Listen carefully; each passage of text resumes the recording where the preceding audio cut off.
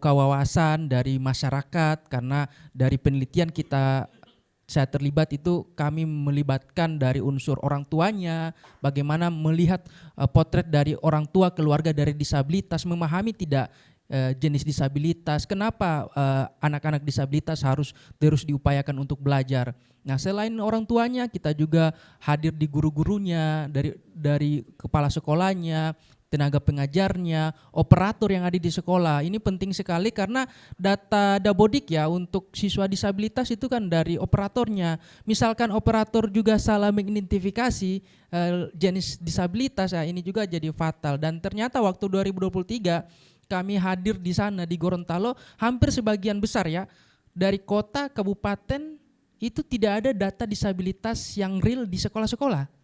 Ini fakta Bapak Ibu. Nah, tapi ternyata setelah Aidran hadir di 2023 kami memaparkan hal itu direspon baik oleh pemerintah, terutama mungkin di daerah saya Gorontalo Utara yang saya temui langsung.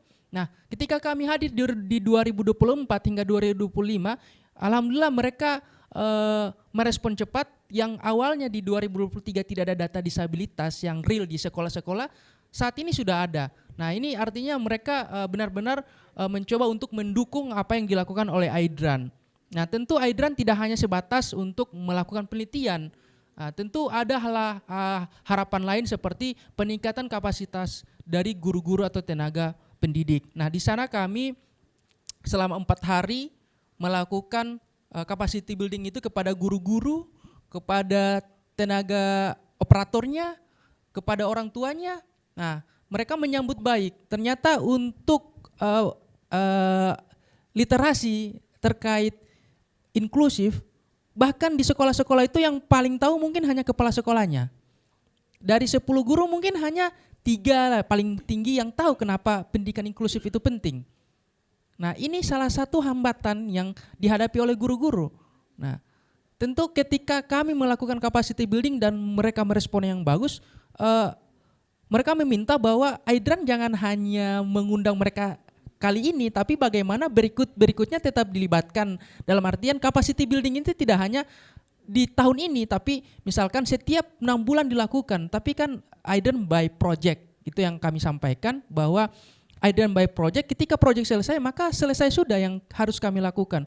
Nah, apa langkah yang harus diambil? Langkah yang harus diambil adalah bantuan atau dukungan dari unsur pemerintah, baik dari daerah dan nasional, bagaimana hasil dari Aidran ini didukung full oleh pemerintah, ya dari nasional kemudian ke daerah, agar apa yang dibutuhkan oleh guru, oleh orang tua, oleh siswa disabilitas itu bisa difasilitasi oleh pemerintah. Misalkan lah dari fasilitas kebutuhan di sekolah, dari tempat dari sekolahnya saja untuk akses ke situ agak susah, masih ada yang tangga, tidak ada tempat yang bisa dilalui kursi roda, ini real adanya. Nah, belum lagi fasilitas-fasilitas kayak guru-guru pendamping yang ada di sekolah itu.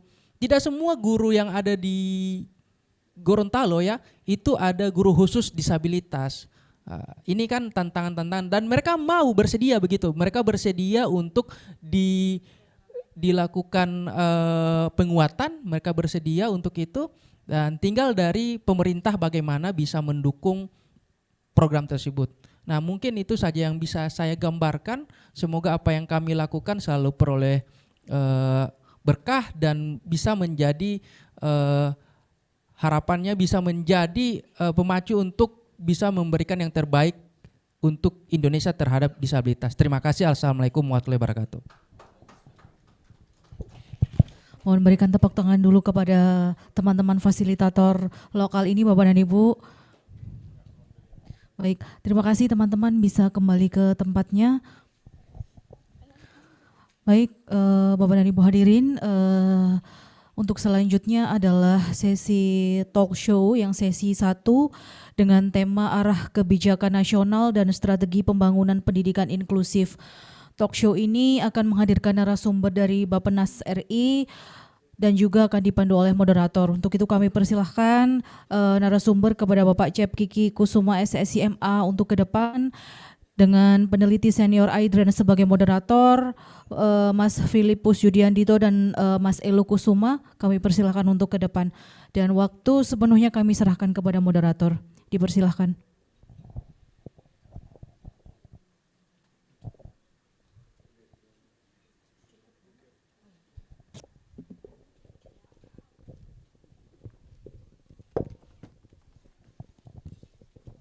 Tes 1, 2. Baik. Assalamualaikum warahmatullahi wabarakatuh. Salam sejahtera Bapak dan Ibu semuanya. Om Swastiastu, Namo Buddhaya, salam kebajikan, Rahayu. Terima kasih telah bersedia untuk hadir pada acara ini. Acara ini sekarang akan dilanjutkan dengan sesi talk show. Seperti tadi sudah disampaikan, talk show ini akan bertajuk arah kebijakan dan strategi pembangunan nasional di bidang pendidikan inklusif.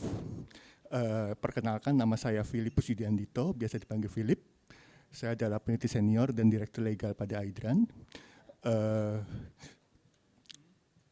Secara inklusif saya ingin memperkenalkan diri juga. Saya adalah laki-laki, berjenis kelamin laki-laki. Saya memiliki disabilitas, yaitu saya layu ringan pada tubuh sebelah kanan, semacam stroke begitu ketika masih bayi. Kemudian saat ini saya mengenakan topi berwarna hitam, kemudian kemeja batik berwarna coklat kemerahan, celana berwarna biru gelap, dan sepatu berwarna hitam. Bapak Ibu, saat ini saya ditemani oleh peneliti Aidran, yaitu Elo Kusuma Alfred Mandeville. Kepada Elo, saya mohon untuk memperkenalkan diri juga, silakan. Baik, terima kasih Mas Philip. Selamat pagi Bapak Ibu undangan yang saya hormati. Sebelumnya izinkan saya untuk memperkenalkan diri secara inklusif. Nama saya Elo Kusuma Alfred Mandeville, tapi teman-teman biasa memanggil saya Elo. Saya disabilitas fisik kedua tangan sejak lahir, jadi semua aktivitas saya lakukan menggunakan kaki. Tinggi saya 165 cm, saya laki-laki, meskipun teman-teman netra sering keliru, ini laki-laki atau perempuan ya, karena suara saya lembut gitu. Jadi makanya sangat penting untuk saya bilang, saya adalah laki-laki gitu. Rambut saya berwarna hitam pendek, dan saya mengenakan pakaian batik bintang dan celana berwarna hitam, juga sepatu abu-abu. Di sini saya akan menemani Mas Philip pada sesi talk show pertama di pagi hari ini. Silakan Mas Philip. Ya, terima kasih Elo. Bersama kami sudah hadir narasumber yang sangat kompeten di bidangnya, yaitu Bapak Cep Kiki Kusuma, SSI MA. Beliau adalah perencana ahli muda pada Direktorat Agama, Pendidikan dan Kebudayaan di Kementerian PPN Bappenas, Badan Perencanaan Pembangunan Nasional. Latar belakang pendidikan beliau adalah statistika pada Universitas Pajajaran. Kemudian beliau melanjutkan pendidikan di Tsukuba University dengan fokus pada ekonomi dan public policy.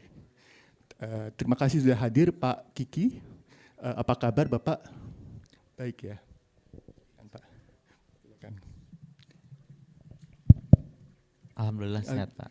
Alhamdulillah. Bapak, kami sangat ingin untuk mendengarkan paparan Bapak mengenai visi, kemudian juga arah transformasi, arah kebijakan pendidikan nasional di Indonesia, juga kemudian mengenai isu-isu strategis yang ada. Silakan Bapak jika ada yang ingin dipaparkan, terima kasih. Baik, terima kasih Pak. Saya panggil Pak Philip ya Pak? Ya, Pak Philip, terima kasih. Dan Mas Elo atas pembukaannya. Bapak Ibu yang saya hormati, Assalamualaikum warahmatullahi wabarakatuh. Izin saya tidak menyapa satu persatu karena tadi sudah cukup lengkap ya Bapak Ibu sekalian. Yang jelas saya tentunya berterima kasih banyak atas upaya yang telah dilakukan oleh teman-teman Aidran melalui proyek Move It ini yang sudah berkontribusi cukup banyak. Terus terang ini Gorontalo menjadi intervensi yang cukup menarik karena memang dari sisi mitra pembangunan biasanya jarang sekali untuk mengintervensi Gorontalo, dan ini saya apresiasi sekali. Dan tadi berkaitan dengan temuan bahwa memang Gorontalo menjadi provinsi kedua yang memiliki prevalensi disabilitas, rasa-rasanya ini penting untuk kita lakukan intervensi berkaitan dengan pendidikan inklusi. Bapak Ibu yang saya hormati, mungkin saya perkenalkan diri dulu secara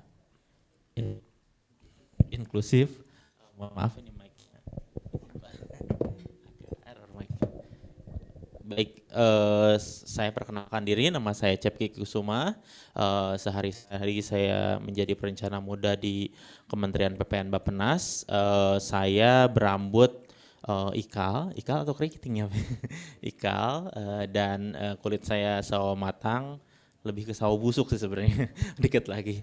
Kemudian saya menggunakan baju celana hitam sepertinya. Kemudian baju batik berwarna merah dan hitam sepertinya. Jadi kenapa saya mengatakan sepertinya? Karena saya memiliki buta warna juga parsial. Walaupun parsial, namun ya dikatakan disabilitas ya mungkin tidak disabilitas gitu. Tapi saya pernah merasakan tereksklud dari kenyataan hidup gitu. Pada saat itu saya daftar untuk saya cinta sekali sama kimia waktu dulu. Teknik kimia saya ingin daftar ke salah satu universitas di Indonesia. Tapi saya ditolak karena dari awal tidak boleh buta warna. Nah, itu salah satu bentuk dari diskriminasi sebenarnya, walaupun ya kami paham betul gitu kalau misalkan buta warna nanti apabila mencampurkan sebuah zat dengan warna tertentu akan berbahaya, tapi kan kita bisa mengakali gitu hal tersebut, yang mana sayang sekali mungkin potensi anak bangsa yang mungkin sangat cinta terhadap sesuatu tapi terharang oleh kondisi disabilitas gitu. Izin apakah diperkenalkan untuk share screen? Silakan. Ya, baik. Silakan. Izin Bapak Ibu sekalian, ini slide-nya cukup panjang Bapak Ibu sekalian. Semoga Bapak Ibu sekalian bersabar. Namun pada prinsipnya kami memaparkan ini karena secara garis besar kebijakan pendidikan seperti apa, dan kedepannya kebijakan pendidikan khususnya di bidang yang berkaitan dengan pendidikan inklusif ini seperti apa. Lanjut mungkin. Ya, seyogyanya ini disampaikan oleh direktur kami, Bapak Didik Darmanto. Namun demikian beliau sudah berupaya untuk menggeser jadwal yang harusnya beliau sudah jadwalkan. Jadi udah jauh-jauh hari. Undangannya sebenarnya baru masuk ke Pak Direktur, dan beliau sangat ingin sekali untuk hadir waktu itu. Namun undangan yang di sana yang sudah dischedulkan dan sudah memesan tiket tidak bisa diundur gitu. Jadi mohon maaf, mohon berkenan juga tanpa mengurangi rasa hormat untuk saya dapat mewakilkan beliau, dan apabila berbicara kapasitas, sepertinya kapasitas saya tidak ada apa-apanya dibanding Bapak Ibu sekalian ya, yang sudah menjadi pelaksana, fasilitator, peneliti, dan lain sebagainya. Jadi sebenarnya talk show ini bukan talk show Pak, tapi diskusi saja karena saya belum tentu lebih baik dibanding Bapak Ibu sekalian di sini. Berkaitan dengan perencanaan pembangunan nasional, kita berbicara salah satunya untuk mewujudkan visi emas 2045, yang mana salah satu visi utamanya adalah berkaitan dengan bagaimana kita mendorong agar adanya peningkatan daya saing sumber daya manusia. Artinya kita ingin sumber daya kita memiliki tidak hanya modal, namun juga modalnya ini berkualitas gitu. Sehingga indeks modal manusia ini merupakan salah satu indeks yang kita gunakan untuk mengukur seberapa besar manusia selaku human capital index dapat berkontribusi pada pembangunan gitu. Dan kita dorong ini untuk meningkat dari 0,56, dan di 2045 kita ingin meningkatkan hingga 0,73. Selanjutnya, jadi ini tahapan-tahapan transformasi Indonesia 2045. izin selanjutnya. Nah, jadi beberapa hal yang menjadi tahapan-tahapan ini tidak parsial ya Bapak Ibu sekalian. Apabila Bapak Ibu sekalian melihat di sini, kita berbicara penguatan fondasi transformasi di mana kita mendorong untuk pemenuhan pelayanan dasar kesehatan, pendidikan dan perlindungan sosial. Namun tidak hanya ini, tapi tahapan-tahapan berikutnya juga sudah difikirkan gitu. Jadi meskipun kita baru berbicara percepatan pembangunan SDM berkualitas dan inklusif, namun di tahap 2025-2029 ini sudah diletakkan juga pondasi-pondasinya, salah satunya dengan menyediakan layanan yang inklusif di dalamnya gitu. Selanjutnya, ini kami sampaikan juga prioritas nasional dalam RPJM yang mana ini merupakan sinergisitas antara rancangan teknokratik dengan Astacita Presiden Republik Indonesia, dan salah satunya di prioritas nasional 4 itu berkaitan memperkuat pembangunan sumber daya manusia, sains, teknologi, pendidikan, kesehatan, prestasi olahraga, kesetaraan gender, serta penguatan peran perempuan, pemuda dan penyandang disabilitas. Jadi di sini juga kita menekankan betul terkait bagaimana intervensi kita untuk pengembangan SDM, khususnya salah satunya untuk penyandang disabilitas.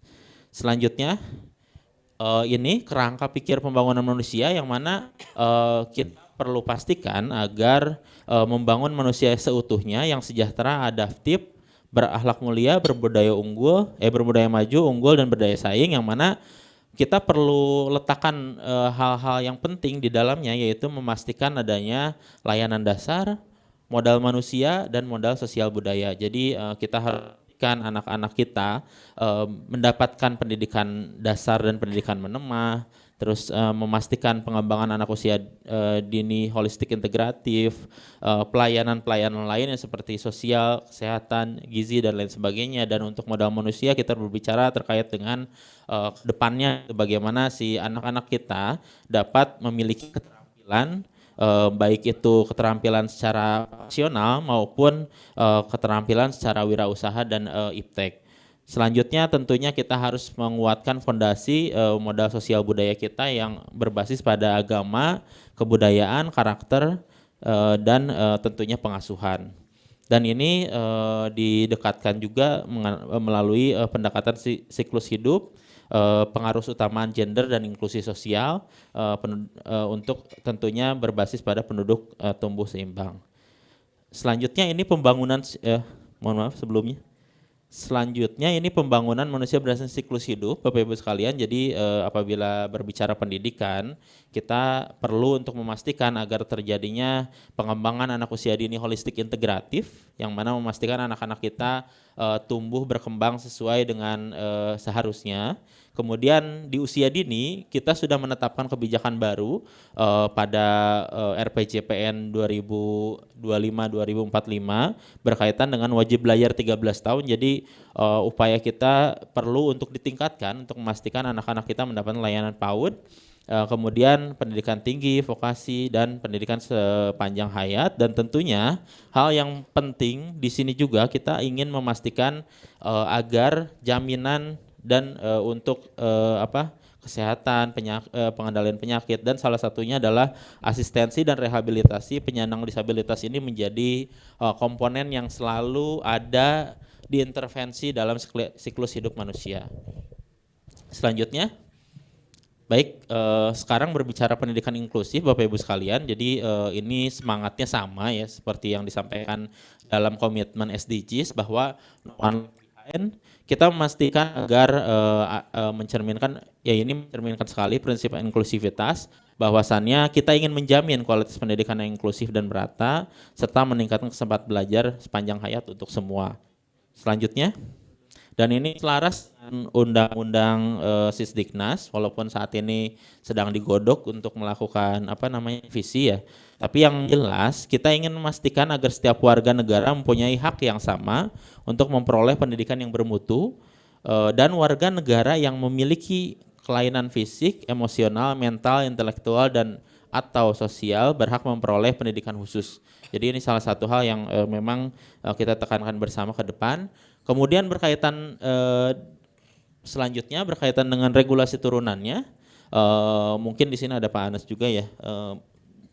Pak Anies juga dari Kemenag berkaitan dengan dukungan dari Kemdikdasmen, Kemdikbudristek ya waktu itu terkait dengan Permendikbudristek nomor 48 tahun 2023 yang berfokus pada akomodasi yang layak untuk peserta didik penyandang disabilitas di satuan pendidikan anak usia dini, dasar dan menengah. Kemudian PMA ini yang dikawal oleh Pak Anies yang berfokus pada akomodasi yang layak untuk peserta didik penyandang disabilitas di satuan pendidikan pada Kementerian Agama. Nanti secara lebih detailnya nanti disampaikan oleh teman-teman Kemenag atau Kemdikdasmen, tapi yang jelas secara regulasi kita sudah dorong bersama agar adanya akomodasi yang layak bagi saudara-saudara kita penyandang disabilitas. Selanjutnya, saya tidak perlu menjelaskan satu persatu, namun beberapa tipe disabilitas yang dikategorikan sebagai kebutuhan khusus. Selanjutnya, kembali lagi ke konsep pendidikan. Jadi pada prinsipnya tingkat pendidikan di Indonesia ini cenderung naik gitu Bapak Ibu sekalian. Nah namun apabila kita lebih detail lagi melihat, meskipun tingkat partisipasinya ini meningkat dari tahun ke tahun, namun tingkat penyelesaian pendidikan masih relatif rendah, khususnya pada jenjang SMA dan sederajat. Yang mana ini mengindikasikan bahwa kemampuan bertahan siswa ini cukup rendah juga gitu, yang dikarenakan putus sekolah atau misalkan putus tidak melanjutkan, dan salah satu kondisinya mungkin mengalami perundungan akibat berbagai kondisi, salah satunya mungkin disabilitas. Selanjutnya, apabila kita dalami terkait dengan isunya, salah satu isu yang paling utama tadi adalah berkaitan dengan bagaimana potret disparitas pendidikan di Indonesia ini. Yang paling signifikan itu ada kondisi disabilitas non disabilitas. Apabila melihat dari data di kiri atas ini, kita melihat untuk di kondisi lainnya sebenarnya tidak ada masalah. Berbicara jenis kelamin di Indonesia sudah cukup baik. Status ekonomi ini dari tahun ke tahun mengalami gap yang semakin kecil. Termasuk untuk berdasarkan daerah tempat tinggal, ini juga sudah tidak ada kondisi yang terlalu signifikan. Nah namun apabila berbicara penduduk kita yang disabilitas non disabilitas, ini kita bisa lihat di sini bahwa untuk jenjang SMP saja anak yang mendapatkan layanan pendidikan ini bisa dikatakan misalkan anak itu ada 10 anak yang non disabilitas, hanya 6 anak yang disabilitas yang mengikuti. Artinya cukup besar gitu gapnya, dan apalagi apabila kita melihat di perguruan tinggi, ini dari misalkan 10 anak non disabilitas yang masuk ke perguruan tinggi, hanya 3 disabilitas yang masuk ke perguruan tinggi. Artinya apa? Artinya memang kondisi inklusivitas di negara kita, terutama untuk afirmasi terhadap disabilitas ini masih cukup rendah, sehingga ini kita perlu upayakan bersama ke depan.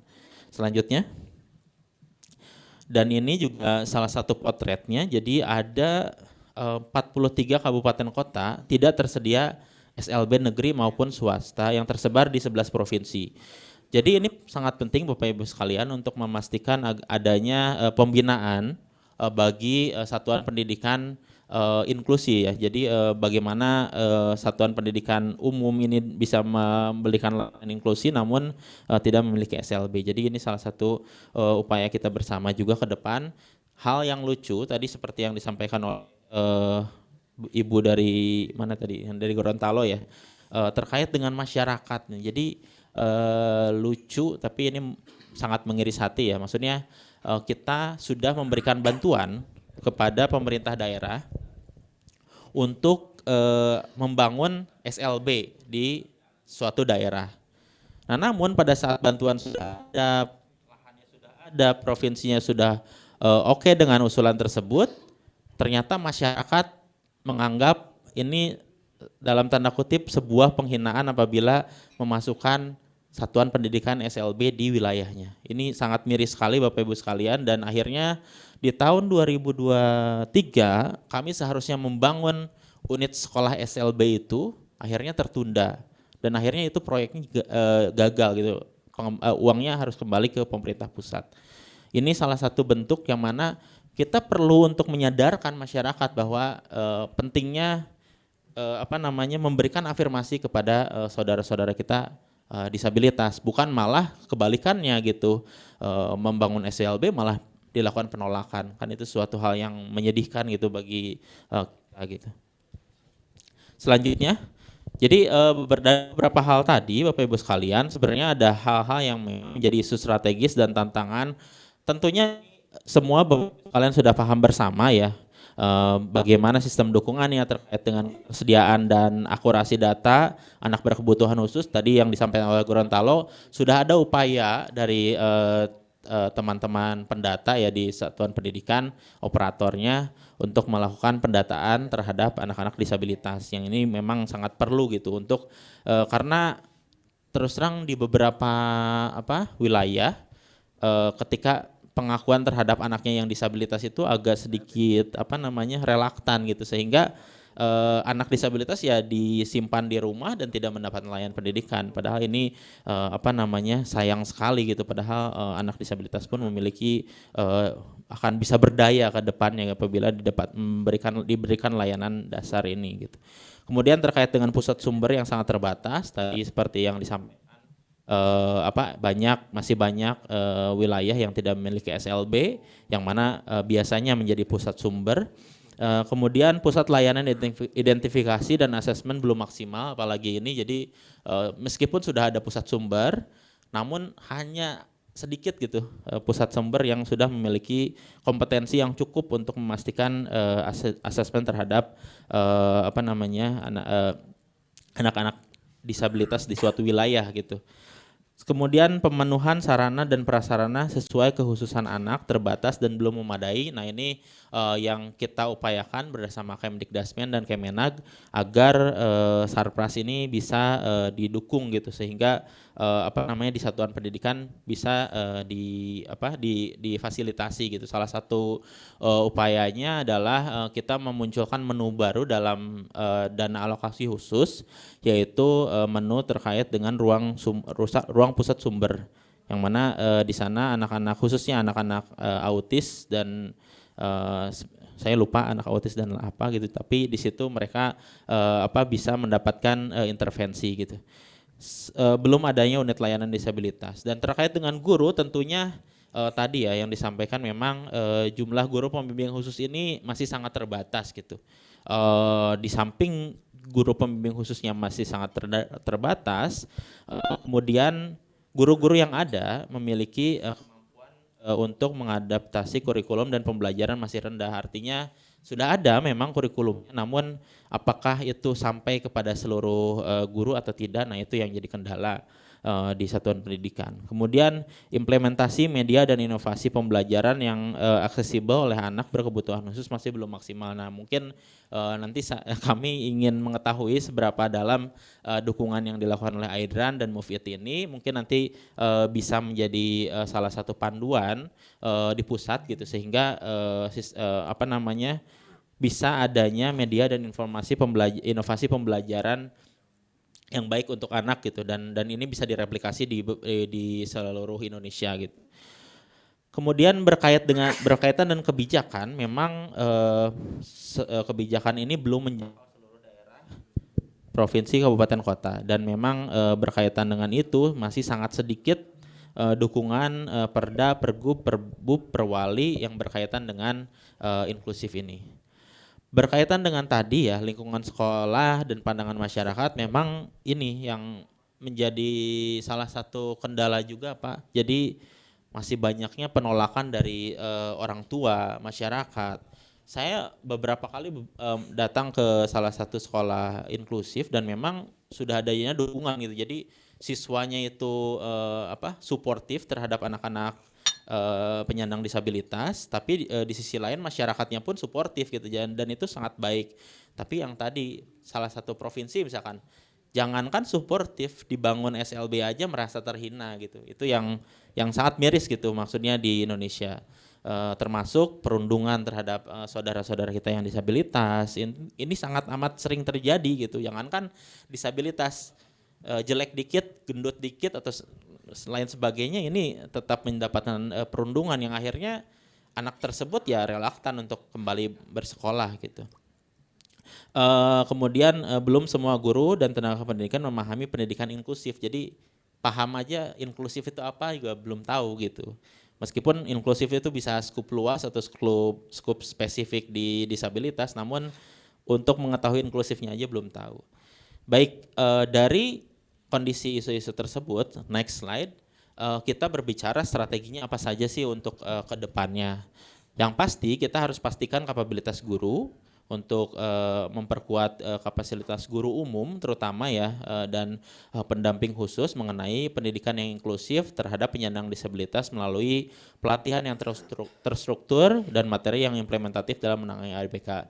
Ini yang sudah dilakukan oleh iDRAN ini cukup baik ya. Jadi tidak hanya melakukan penelitian atau penyusunan panduan, namun diimplementasikan gitu, dan ini rasa-rasanya sangat penting dan mungkin perlu juga untuk direplikasi sehingga terjadinya peningkatan kapabilitas guru di seluruh satuan pendidikan di Indonesia.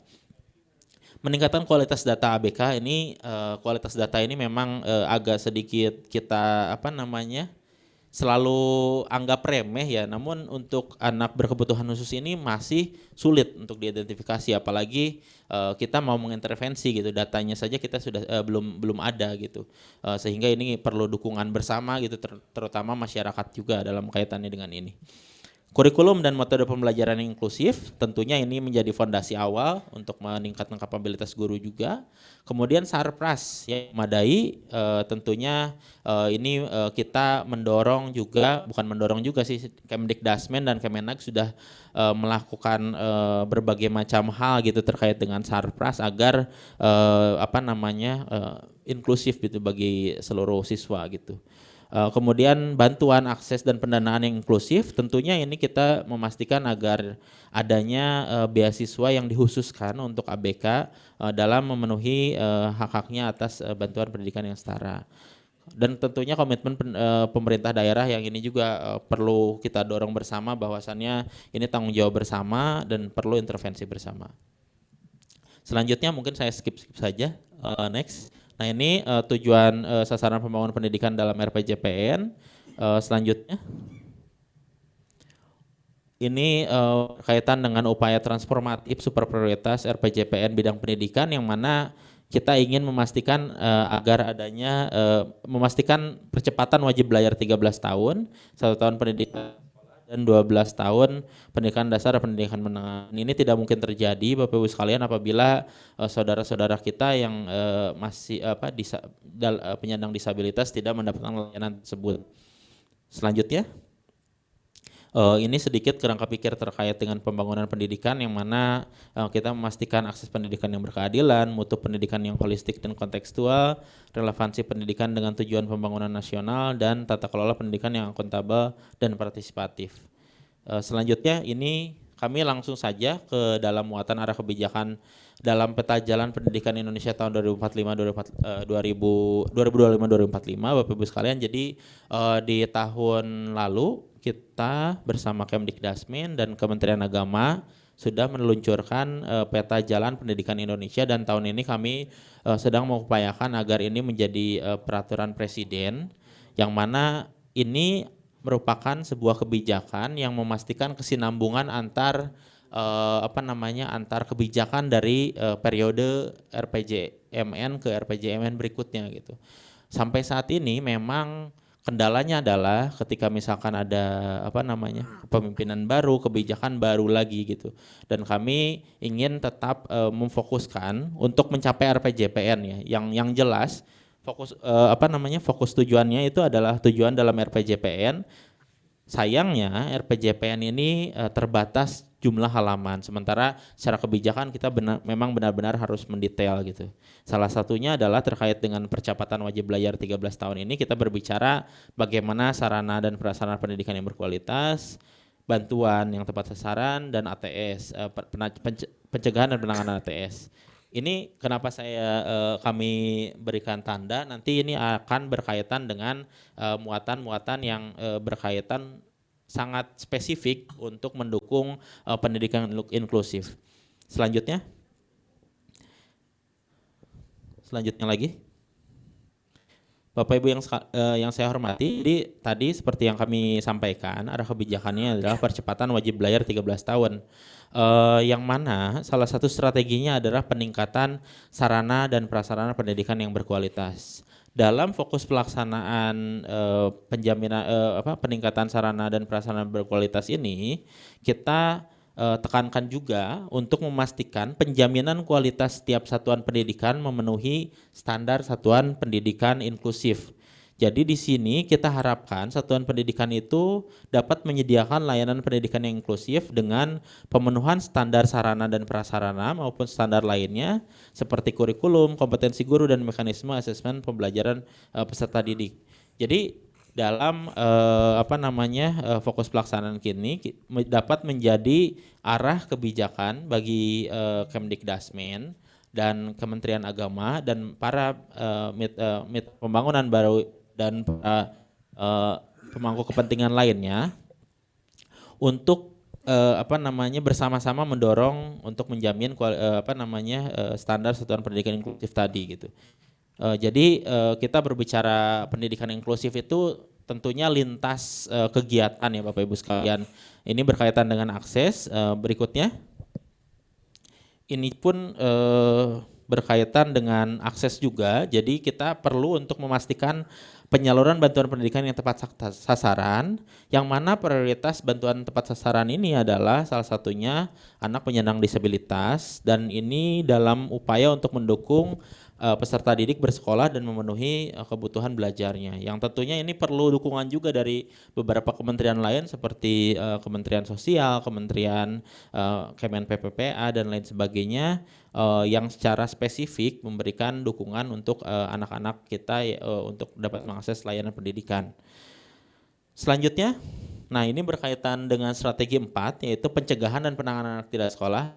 Yang jadi kendala adalah memang anak-anak kita yang yang berada yang berkebutuhan khusus ini memang mereka berada di luar sistem pendidikan, yang mana ini kita harus data terlebih dahulu Bapak Ibu sekalian. Tadi seperti yang disampaikan di awal gitu, bahwasannya sistem pendataan ini perlu diperkuat. Kemudian tentunya kita harus melakukan implementasi strategi penjangkauan. Jadi tidak hanya didata, dijangkau, dikembalikan, dan terus-menerus didampingi gitu. Dan tentunya strategi-strategi ini salah satu upaya selain untuk memastikan saudara-saudara kita yang disabilitas ini masuk ke satuan pendidikan, namun kondisi ATS lainnya juga seperti misalkan ATS yang berhadapan dengan hukum, ATS yang mengalami pernikahan anak dan lain sebagainya, itu yang perlu juga kita intervensi bersama gitu. Selanjutnya, tadi yang kami sampaikan pula ini tentunya selain memastikan akses, artinya kita memberikan intervensi agar anak masuk ke satuan pendidikan.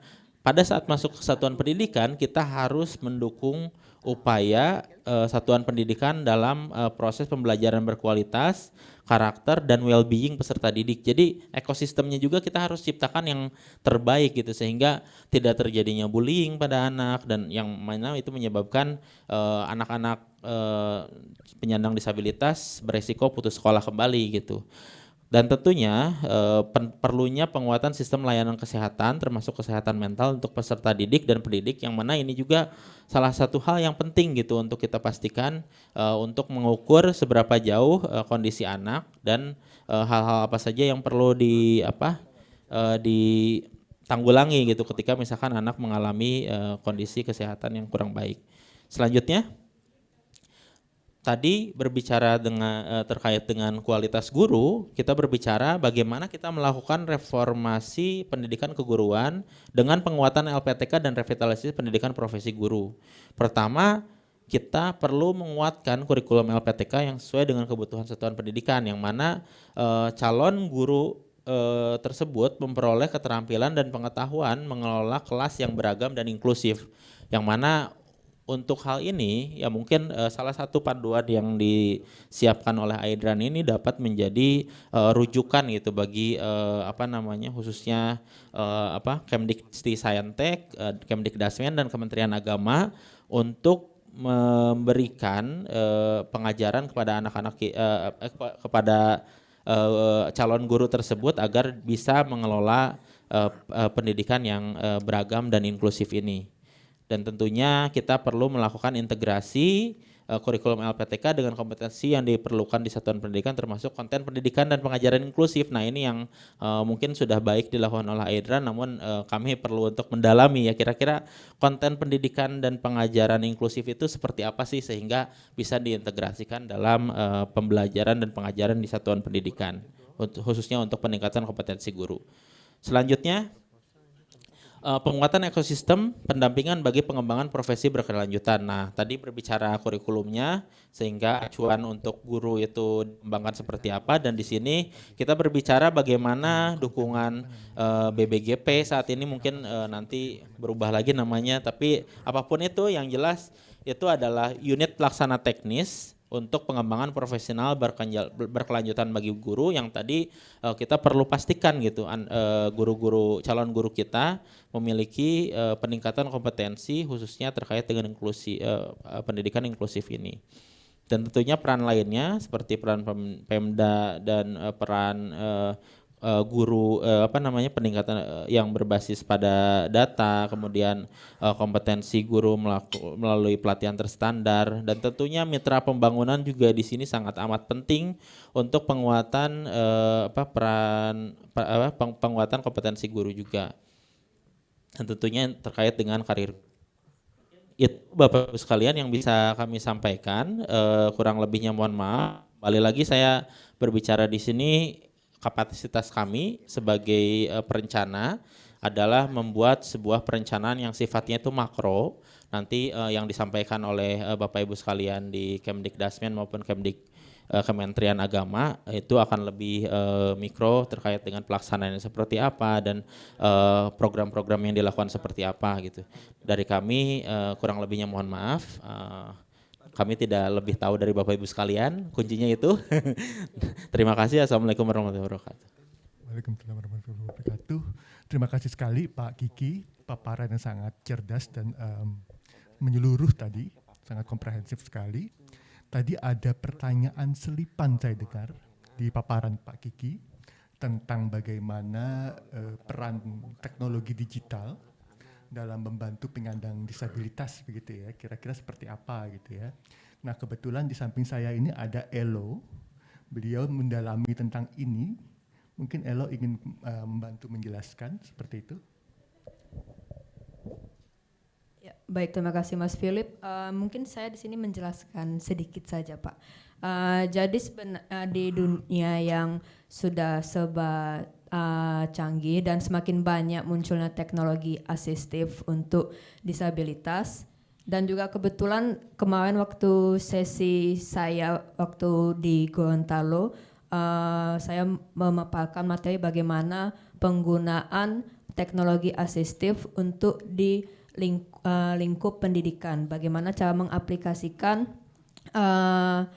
aplikasi yang tepat untuk teman-teman disabilitas. Mungkin Bapak Ibu sendiri sudah tahu ada beberapa hal yang sudah familiar seperti screen reader, itu pembaca layar, dan semua teknologi sekarang seperti HP baru dan laptop itu sudah ada fitur aksesibilitas. Jadi jika Bapak Ibu membuka di pengaturan HP atau laptop itu sudah ada di pengaturan screen reader atau pembaca layar, ataupun juga nama lainnya itu adalah talkback. Jadi ketika teman netra menyentuh layar HP itu akan memunculkan audio talkback yang kalau misalnya Bapak Ibu dengar kadang audionya cepat, itu emang disetting bisa diatur sedemikian rupa, jadi hanya teman-teman netra sendiri yang dapat memahami dan kitanya juga tidak seperti kepo gitu dengan isi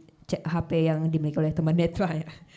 Selain itu juga untuk pembelajaran online juga Bapak Ibu bisa menggunakan yang namanya fitur aksesibilitas di Google Docs. Jadi di Google Docs sendiri ada pengaturan aksesibilitas dan kita bisa menyalakan fitur talkback. Mungkin bisa saya praktekkan nggak ya?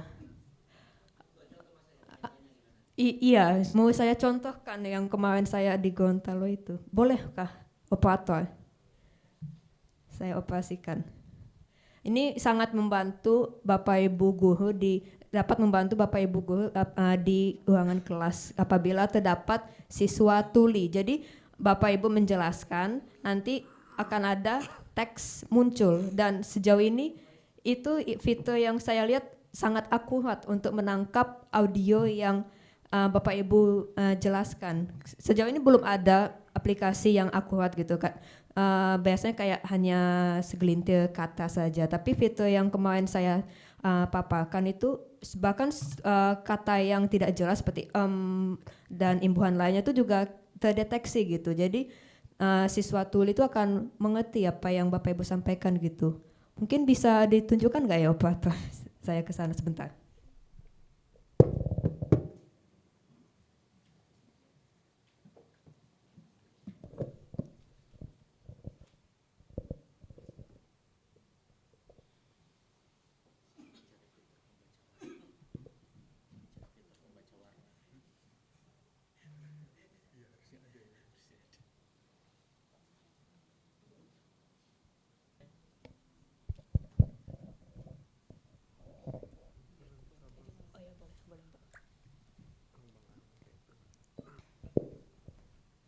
Ya, sorry.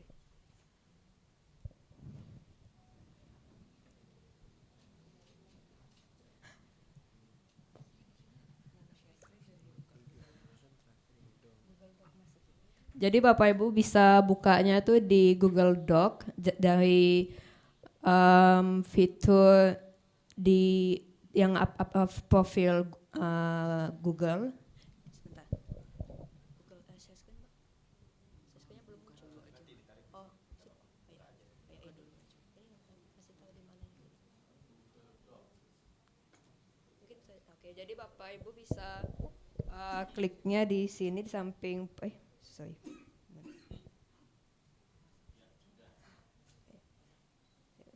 Di samping profil lalu bisa mencari Google Docs dan dokumen kosong. Nah, ini Bapak Ibu bisa di alat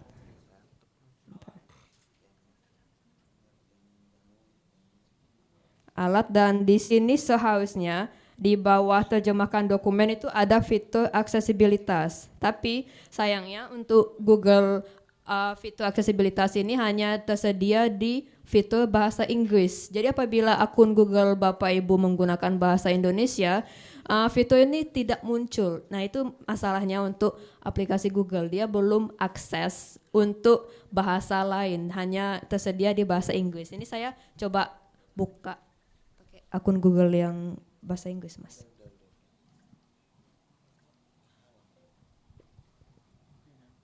Ada akun Google enggak? Di share screen-nya dibuatin dulu. Matiin dulu share screen-nya. Matiin share screen dulu. Google lain ada.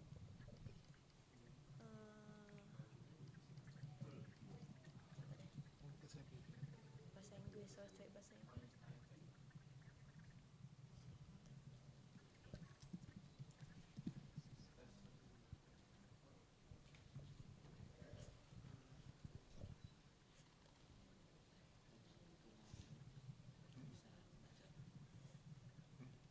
Harapannya begitu. Sebenarnya bisa, cuma memang agak kesulitan karena Ini sudah versi Google Docs yang menggunakan bahasa Inggris yang versi aslinya. Jadi di sini Bapak Ibu bisa lihat di bawah Translate Document ada fitur namanya Voice Typing. Bapak Ibu bisa klik ini atau bisa langsung shortcutnya Ctrl plus Shift plus S. Ini Bapak Ibu klik lalu bisa pilih ini bahasa yang kita ucapkan itu apa, ada fitur bahasa Inggris, dan kita bisa pilih ada bahasa Jawa, bahasa Sunda, bahasa Melayu, dan bahasa Indonesia. Nah ini tinggal menyalakan mikrofonnya, allow while visiting this site, dan ini saya tinggal ngobrol, dia langsung menangkap apa yang saya sampaikan saat ini. Mungkin karena pakai mic jadinya kurang jelas ya. Ini harus ada jarak tertentu dari mikrofon di laptop. Tes. Waktu ini dia nangkapnya sangat akurat gitu. Bahkan jaraknya itu 2 meter dari laptop masih bisa terdeteksi audionya. Tapi ini mungkin Bapak Ibu bisa praktekkan saat di kelas nantinya apabila terdapat siswa disabilitas. Tapi mungkin ini memang dari akun Google-nya juga ya. Emang tergantung dari akun Google-nya juga. Mungkin itu yang bisa saya tunjukkan kepada Bapak Ibu. Baik, terima kasih Elo, luar biasa sekali, terima kasih.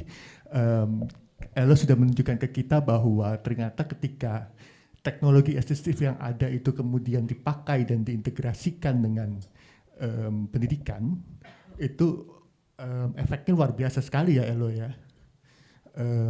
Dan kami sangat berharap juga kemudian Bappenas bisa mengintegrasikan teknologi asistif ini ke dalam segala perencanaan yang dilakukan oleh Bappenas juga, begitu ya Elo ya. Baik.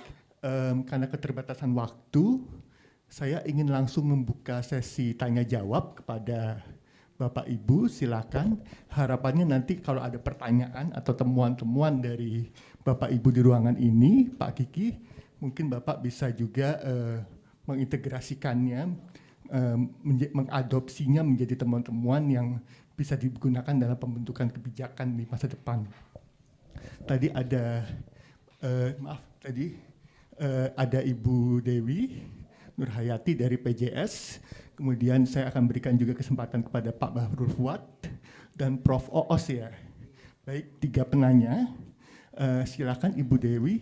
Assalamualaikum warahmatullahi wabarakatuh. Waalaikumsalam. Nama saya Ratna Dewi dari Perhimpunan Jiwa Sehat. Saya mau tanya juga nih terkait proyek ini apakah juga melibatkan disabilitas mental gitu. Karena tadi disampaikan hanya aksesibilitas saja ya yang tadi lain-lain ya. Kalau disabilitas mental kan lebih mengarah ke lebih membutuhkan reasonable accommodation atau akomodasi yang layak gitu. Gitu aja. Terima kasih. Baik, terima kasih. Kami berusaha untuk mengakomodasi semua ragam disabilitas, Ibu Dewi, dalam modul panduan yang kami buat. Juga itu sudah mencakup ragam disabilitas psikososial, perkembangan, termasuk juga mungkin autisme dan disabilitas perkembangan lainnya, begitu ya. Jadi saya kira buku panduan yang kami buat itu sudah cukup lengkap dan mencakup juga akomodasi terhadap ragam disabilitas mental dan intelektual. Silakan. Ya, saya mau menambahkan sedikit Ibu. Ini kemarin berdasarkan pengamatan saya ketika di Kabupaten Pohuwato, kebetulan memang lebih banyak siswa dengan disabilitas mental, autism, terus juga psikososial dan intelektual. Jadi ketika dan juga Bapak Ibu guru di sana lebih merasa tertantang, tantangannya itu lebih besar bagaimana mereka menghadapi dengan siswi dengan kondisi mental intelektualnya juga gitu. Jadi ya sudah melibatkan siswa-siswi, untungnya sudah melibatkan siswa-siswi disabilitas mental dan intelektual juga Ibu. Terima kasih Elo. Ibu Dewi sudah cukup menjawab apakah atau ada pertanyaan lanjutan mungkin? Kalau disabilitas mental kan masih stigma dan diskriminasi, apakah kalau kan sebenarnya kita juga kalau di disabilitas psikososial ini memang menghormati adanya rahasia identitas seperti itu, karena kan menghindari bullying dan sebagainya. Itu apakah bagaimana di Gorontalo saat ini gitu? Apakah masih penerimaannya baik atau bagaimana gitu? Karena kan di Jakarta aja masih banyak bullying seperti itu gitu. Halo.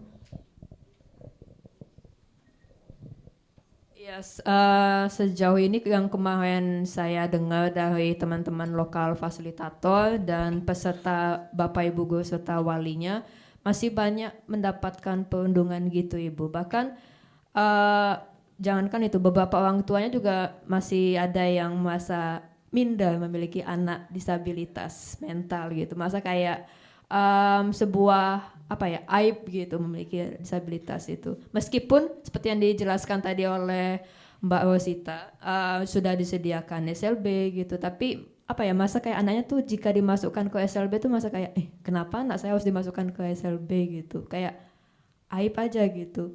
Itu sangat disayangkan sih, padahal fasilitas sudah disediakan, tapi jika dari orang tuanya sendiri masih belum siap untuk menerima, itu juga masih tantangan terbesar untuk kita semua gitu, untuk mengadvokasi kepada orang tua yang memiliki anak disabilitas, khususnya yang mental dan intelektual gitu sih Bu. Baik, terima kasih Elo. Ibu Nurhayati Dewi sudah ya Bu ya, terima kasih. Nah, saya ingin mempertanyakan juga ke Pak Kiki ini, gimana kemudian Bappenas merencanakan inklusi bagi penyandang disabilitas mental ke kebijakan-kebijakan yang Bappenas rencanakan. Terima kasih. Baik, terima kasih Pak. Izin Bapak Ibu sekalian untuk menanggapi. Intinya sih pada prinsipnya secara teknis kita tidak melakukan, yang jelas kita di tataran perencanaan tadi kita mendorong agar tersedianya SLB di masing-masing wilayah gitu. Satu itu dikarenakan untuk taraf disabilitas mental tertentu itu memang harus melalui layanan SLB sependek yang saya paham gitu. Nah, namun untuk kasus disabilitas mental yang mungkin tidak terlalu parah itu bisa melalui ruang pusat sumber yang ada di Satuan Pendidikan Inklusif, dan itu yang kita dorong melalui dana alokasi khusus ini. Selain kita membangun unit SLB baru, satuan pendidikan baru di satu wilayah, kita pastikan untuk ada di setiap wilayah. Selain itu juga kita dorong untuk satuan pendidikan yang sudah berkomitmen untuk memiliki layanan inklusif di dalamnya, misalkan tersedia guru pendamping khusus, kemudian dari sisi layanannya sudah cukup baik, maksudnya tersedianya rel, kemudian lain sebagainya. Dan kita mendorong untuk membangun ruang kelas khusus pusat sumber tadi gitu. Itu melalui dana alokasi khusus dari pusat kepada pemerintah daerah. Itu komitmennya Pak. Terima kasih. Baik, terima kasih, komitmen yang sangat baik. Saya ingin beralih ke Pak Cafu. Mohon mic-nya, Mas Iki, makasih. Baik, silakan Cafu. Baik, terima kasih Mas Moderator. Sebelum saya bertanya ke Bappenas, mungkin saya juga perlu meng-highlight ya. Yang pertama adalah sebenarnya pendidikan inklusif itu di Indonesia sudah dimulai tahun 2004 sejak ada kesepakatan Bandung. Nah, persoalannya sampai sekarang pendidikan inklusif masih menjadi problem. Nah, ini nanti yang harus dipahami oleh penyusun kebijakan dalam hal ini di Bappenas itu apa persoalannya? Harus diriset gitu. Sejauh yang saya pahami ada kesalahan pemahaman di pengambil kebijakan berkaitan dengan pendidikan inklusi ini. Jadi pendidikan inklusi itu fokusnya itu justru kepada disabilitasnya. Padahal persoalan disabilitas itu ada di luar disabilitas. Kalau kita mengacu kepada sosial model. Jadi keterbatasan fisik, mental, intelektual yang dimiliki oleh seseorang individu itu bukan persoalan sebenarnya. Yang menjadi kami ini menjadi disabilitas itu justru lingkungan, baik lingkungan fisik maupun sosial. Itu yang harus diperbaiki gitu. Tapi selama ini program pendidikan inklusi itu adalah fokusnya kepada penyandang disabilitasnya, bukan pada gurunya bagaimana dilatih paham disabilitas. Bagaimana teman-teman murid-murid yang lain yang bukan disabilitas itu diberi pemahaman tentang disabilitas. Bagaimana kurikulumnya, bagaimana metode pembelajarannya itu diinovasi supaya bisa diakses oleh teman-teman disabilitas. Bukan itu yang sekarang dilakukan. Nah, yang berikutnya berkaitan dengan SLB. SLB itu harus menjadi transisi bagaimana dia bisa mendorong terwujudnya pendidikan inklusi. Jangan ada dualisme. Pendidikan inklusi ada, kemudian SLB juga ada. SLB harus secara gradual itu dihilangkan, dikurangi. Mereka yang sekolah di SLB itu hanya disabilitas yang parah, yang memang tidak bisa lagi, ya tidak mampu latih, tidak mampu didik. Gitu ya. Disabilitas itu kan ada levelnya. Ada yang dia sudah tidak bisa apa-apa dia. Jadi jangan semua disabilitas